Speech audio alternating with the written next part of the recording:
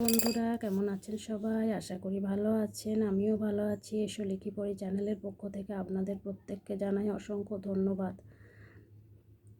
আমার ভিডিওগুলি দেখার জন্য। 8080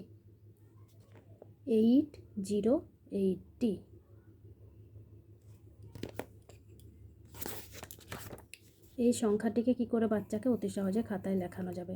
আমি এরকম বিন্দু বিন্দু করে দিয়েছি, এভাবে আপনারাও পেন দিয়ে বিন্দু বিন্দু করে দিবেন, বাচ্চাকে পেন্সিল দিয়ে লিখতে বলবেন।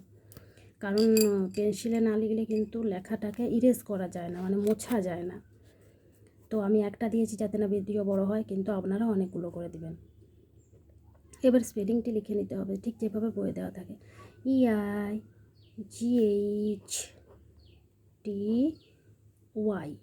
80, ডবল টি কিন্তু হবে না।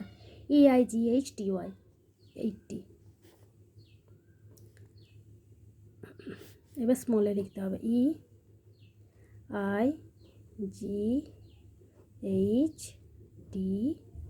80। যদি ভিডিওটি ভালো লাগে অবশ্যই একটা লাইক করবেন।